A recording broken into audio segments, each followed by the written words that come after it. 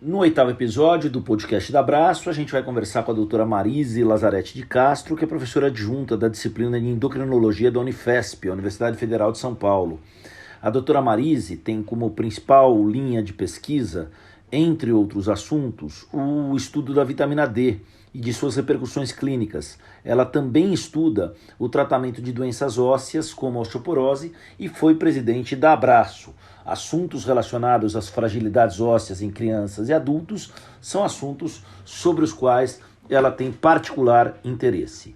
Dúvidas associadas à Covid-19 e à deficiência de vitamina D no organismo surgiram com mais intensidade a partir do mês de março deste ano.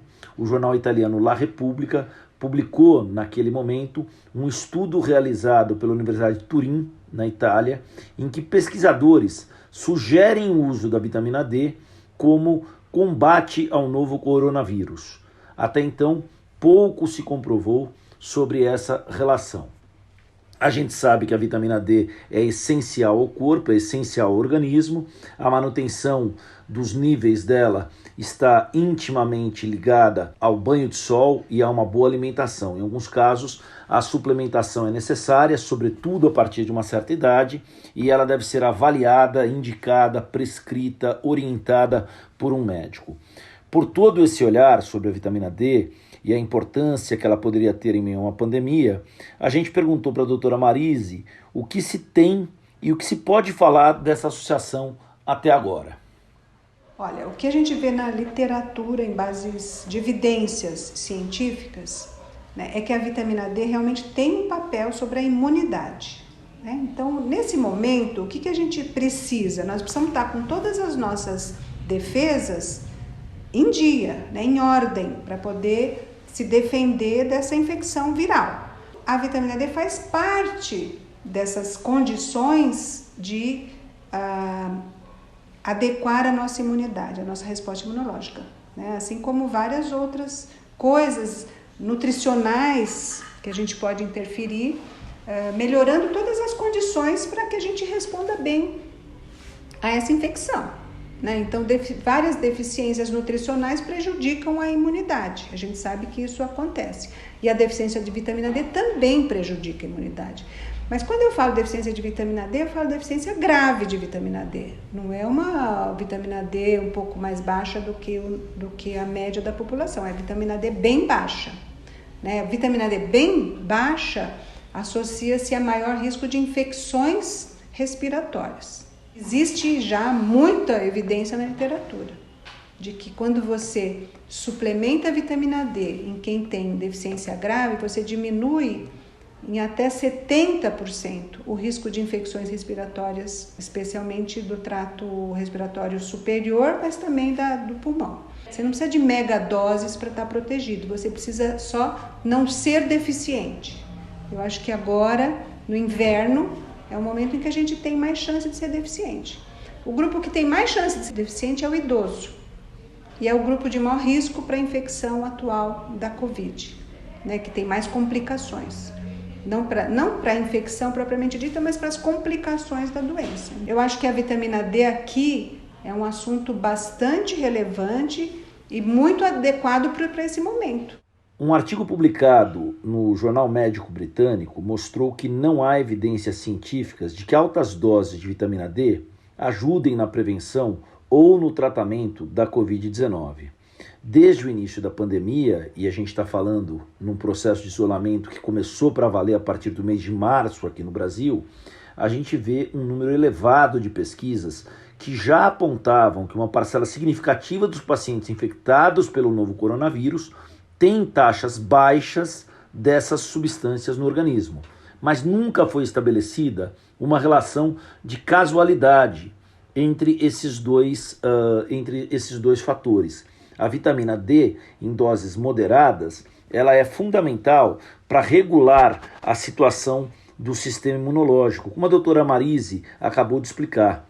Mas quais são, então, as relações de falta desse nutriente no organismo? Quais as consequências e quais as outras associações possíveis entre a Covid-19 e a vitamina D até agora? A Deficiência leva a um defeito no sistema imunológico.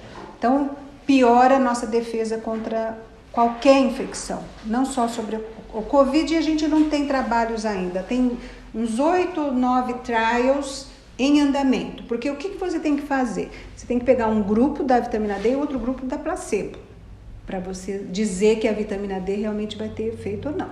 Nessa condição de pandemia, é complicado você fazer um estudo desse tipo. Então, os estudos que foram publicados até agora mostram que quem tem mais deficiência tem a Covid mais grave. Eu acho que isso é o que está mostrado. Quem é mais doente tem sempre vitamina D mais baixa, porque não toma sol, né? Então, e lá o idoso na Itália, quem é que morreu? É o idoso. Indivíduos com mais de 70 anos são os que... Aqui também, né? Embora tenha jovens que tenham falecido, grupo de risco, indivíduos com mais de 70 anos, que é justamente a população que tem mais deficiência de vitamina D. Agora, para mostrar que a deficiência de vitamina D pode melhorar a resposta imunológica, você teria que fazer um trabalho assim, repor num grupo, pegar um grupo de deficientes, repor num grupo e não repor no outro, e ver no longo prazo o que acontece. Eticamente, isso é questionável. Porque se você sabe que o grupo é deficiente, não é permitido você deixar ele deficiente. Você teria que tratar. Não tem sentido. Essa é a grande dificuldade da gente mostrar alguma coisa em relação à vitamina D. Que você não pode deixar um grupo deficiente para acompanhar 5 anos, para ver o que vai acontecer daqui 5 anos com um grupo deficiente e o outro que tratou. Não ter deficiência, isso já é um ponto pacífico. A deficiência leva a consequências clínicas, especialmente músculo-esqueléticas, que isso já é amplamente conhecido e reconhecido, o papel da vitamina D sobre a saúde músculo-esquelética.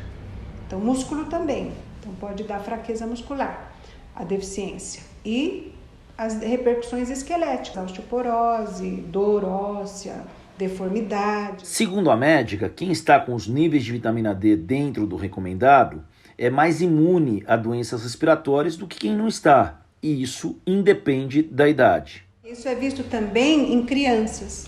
Então tem trabalhos que mostram que eles fizeram suplementação de vitamina D nas crianças e viram que quem fazia suplementação teve menos gripe, influenza, do que o grupo que não fazia suplementação. A criança tem menos deficiência, porque ela produz vitamina D com muito mais facilidade. Quando toma sol, alguns minutos de sol já deixa a vitamina D delas adequadas. Então, tem essa vantagem, elas podem tomar sol. O grupo que tem maior risco para ter deficiência por não ser tão eficaz nos banhos de sol é o idoso. A recomendação é mesmo de que ele faça suplementação. Isso já tem as tabelas nutricionais que prescrevem já a quantidade adequada de vitamina D para cada faixa etária. A gente não precisa se preocupar com a criança e com o adolescente desde que eles saiam de casa. E como aferir se o organismo tem ou não a quantidade ideal de vitamina D? Existe algum sinal anterior de deficiência? Por outro lado, a gente tem que ter atenção no sentido de dizer o seguinte: não tome vitamina D por livre e espontânea vontade. Então, quando será que essa suplementação, que essa dose extra, ela é indicada? A pessoa, a não ser que ela esteja com uma deficiência muito grave, quando o nível de sangue cai abaixo de 10 nanogramas por ml, o paciente tem realmente um quadro grave que se chama osteomalácia, que na criança chama-se raquitismo. Então, aí sim vai dar fraqueza muscular, dor no corpo todo, dor óssea, pode dar deformidades ósseas, pode aumentar muito o risco de fraturas, quando a vitamina D está abaixo de 10. Dificilmente no indivíduo normal você vai encontrar concentrações tão baixas porque ele tem a oportunidade de tomar sol. Está muito vinculado ao sol. A gente só vai encontrar esses níveis muito baixos em pessoas que são impossibilitadas de tomar sol, ou que tem alguma doença associada que leva, por exemplo, a uma vitamina D baixa, por exemplo, num quadro de problemas digestivos, tem má absorção intestinal. Então, na doença de Crohn, doença celíaca, Fibrose cística são doenças que dão diarreia. Tem várias situações que levam a absorção intestinal de vitamina D inadequada. E aí isso pode levar a deficiências graves de vitamina D. E no idoso? No idoso a gente vê concentrações assim bem baixas de vitamina D. Então realmente tem grupos de risco para deficiência de vitamina D grave. Então se for pouco tempo de deficiência grave, você não vai sentir nada. Mas isso ao longo do tempo vai ter repercussão clínica. Um ponto importante que a médica doutora Marise e ex-presidente da Abraço levanta é justamente a questão de não hiperdosar o organismo com vitamina D e também não permitir que falte a vitamina D ao próprio organismo. Como conciliar essa equação e qual é o cenário ideal? Sempre que você receba qualquer vitamina com orientação médica. Quem tem uma alimentação variada e adequada, teoricamente não precisaria desses polivitamínicos. Muitas vezes você come fora de casa, você não tem uma alimentação correta. Eu até falo, olha, toma um polivitamínico durante 1 mês ou 2, você repõe todos os micronutrientes que você talvez possa ser deficiente e para depois, né? O ideal seria ter uma alimentação boa, mas temos que nos adaptar à vida moderna. Então não é a vida ideal. Muitas vezes você tem um ritmo de vida e uma alimentação que não é correta, né? Que você não faz a alimentação que você deveria. Isso, claro, que tem repercussão no nosso organismo. Quando a gente fala, tem que dosar no sangue, gente, eu realmente tenho restrição a esse conceito, porque eu acho o seguinte, a vitamina D, a gente produz quando toma sol. Ela é intimamente relacionada ao sol. Então, se você não toma sol, não tem milagre, você vai ter deficiência de vitamina D. Se a gente colocar a dependência de repor vitamina D a uma dosagem sanguínea, muita gente não vai ter acesso, porque o SUS não vai pagar dosagem de vitamina D. Minha percepção, o idoso não precisa dosar a vitamina D, ele tem que tomar a vitamina D, porque ele tem deficiência. Não precisa dosar no sangue, você está encarecendo o processo. Se você exige uma dosagem no sangue para confirmar que ele tem deficiência, para depois dar a vitamina D. Então, eu acho que ele tem que tomar a vitamina D nas doses da tabela nutricional. 1.000 unidades por dia, até 2.000 unidades por dia, você tem venda livre na farmácia. Isso é coisa recente. Antes era só 200 unidades.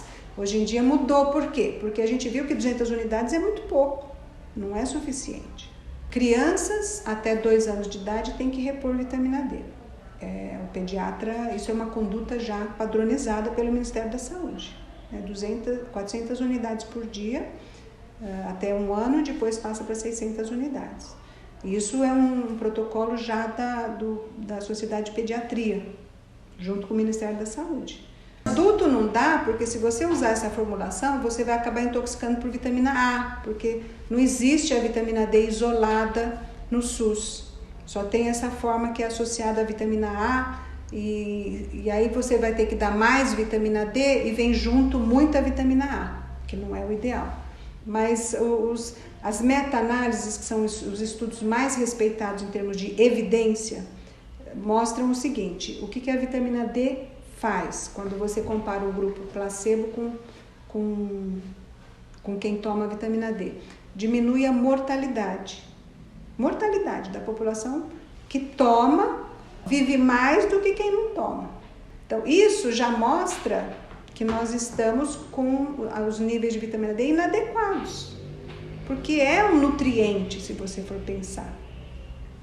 E se você repondo, você vive mais, significa que a falta está fazendo alguma diferença aí no nosso organismo. Está antecipando a mortalidade, né? Mortalidade por câncer. Ele não diminui a incidência do câncer. As meta-análises não mostraram que tomar vitamina D diminui o risco de câncer, mas aumenta a sobrevida em quem tem câncer. Então, isso também já está demonstrado. Eu não falo suplementação, porque você não tem que dar a mais. Você tem que repor o que está faltando. A reposição diminui o risco de infecções respiratórias. Isso também já está confirmado. Diminui o risco de fraturas e diminui quedas. Então, são Esses são os dados que já existe evidência quando você compara 2 grupos, um que toma e um que não toma vitamina D, né, que são os estudos randomizados e controlados contra placebo. Essa seria a única condição que eu diria que você não precisa dosar no sangue, porque a gente sabe que o idoso vai ter deficiência de vitamina D, então tem que ser mesmo distribuição universal. E para a criancinha, que isso já está estabelecido, realmente eles já recebem vitamina D. Toda criança recebe 400 unidades de vitamina D até 1 ano de vida. O leite materno é pobre em vitamina D. Então, ao invés de mandar tomar sol, a conduta agora da Sociedade de Pediatria dá vitamina D para as crianças. Quanto tempo de sol e quais os cuidados dos pais em relação à criança? E para os adultos, como é que deve ser a observação sobre o tempo de exposição ao sol e sobre a forma como o sol pode gerar essa vitamina D para pessoas mais idosas? Crianças, eu falo sempre que o ideal é deixá-las brincar ao ar livre. Com isso, elas já vão ter vitamina D suficientes. Elas vão ter produção de vitamina D adequadas. O excesso do sol é muito ruim. Você ter queimaduras na pele por causa do sol, isso é altamente contraindicado. Mesmo a pele, quando ela fica avermelhada no sol, já significa que está tendo lesão de pele. Então, quando você está na praia e começa a pele ficar vermelha, já passou da hora de você sair do sol. Ou usar um filtro solar. Como o filtro solar bloqueia a produção da vitamina D, o ideal é que a criança brinque por um tempo sem usar o filtro, e 10 minutinhos para a criança já é suficiente. Para a criança, para o adolescente, para o jovem, 10 minutos de sol, com o sol direto na pele, é suficiente para produzir vitamina D, para evitar a deficiência grave. E o único grupo que realmente tem uma produção insuficiente é o idoso, com mais de 70 anos de idade. Realmente ele não produz vitamina D de maneira adequada, e também tem o risco, né, do câncer de pele, que a gente já passa a contraindicar o sol, por aumentar o risco do câncer. Então, para eles, eu acho que a suplementação deveria ser universal.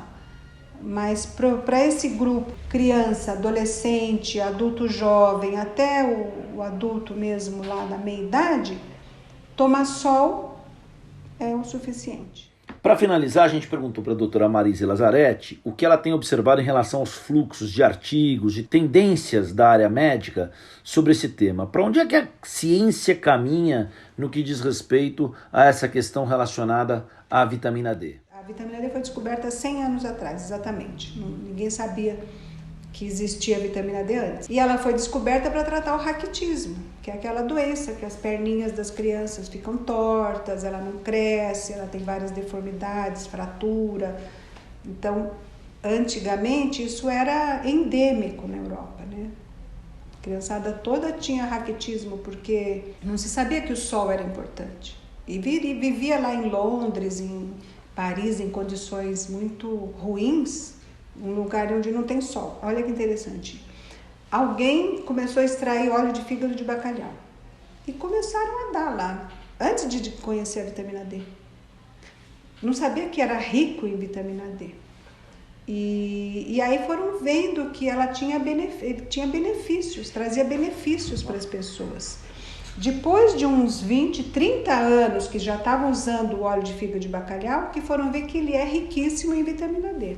Existia essa cultura de que melhorava, a criança crescia melhor, se desenvolvia mais. Talvez lá na Europa fosse, aqui não fosse verdade, mas na Europa era verdade, porque lá o inverno é muito longo e realmente faz muita diferença, né? Universal o uso do óleo de fígado de bacalhau, para justamente impedir a doença óssea na criança. Agora usa outros suplementos vitamínicos que não são tão ruins, mas o óleo de fígado foi usado durante muitos anos, inclusive antes de se conhecer a vitamina D. O que é importante é que pelo menos os efeitos musculoesqueléticos já estão bem estabelecidos, e por isso que a gente não pode deixar o paciente com deficiência. E todos os trabalhos atuais que estão sendo feitos, os grandes trials, que também um deles chama Vital, que foi publicado há 2 ou 3 anos atrás, que foi feito nos Estados Unidos, com mais de 20 mil pessoas, metade recebia placebo, metade recebia vitamina D. Essa metade que recebia placebo podia receber suplementação de vitamina D até 800 unidades por dia. E eles já saíram de um basal que não era deficiente. Então, o benefício é para quem é deficiente. Se você dá para alguém que não é deficiente, não vai ter benefício. Então, esse estudo grande, que era para... Eles deram ômega 3 e vitamina D, para ver se diminuía o risco de doença cardiovascular ou câncer. E não conseguiram mostrar nem para o ômega 3, nem para a vitamina D. Quando eles fazem análise de subgrupos, aí eles conseguem mostrar alguma coisa. Mas no estudo geral não teve benefício. Diabetes, por exemplo, é um deles. Já tentou-se fazer um grande estudo para ver se você diminuía a evolução para o diabetes, de quem tinha risco. Mas eles não conseguiram mostrar isso. Saiu ano passado, publicado, um estudo grande, bastante dinheiro envolvido. Então, acho que assim, a relevância da vitamina D para o nosso organismo é inquestionável, inquestionável. Essa edição do podcast da Abraço fica por aqui. Siga a gente nas redes sociais, somos @Abraço Nacional no Instagram, Facebook e Twitter. Um abraço e até a próxima.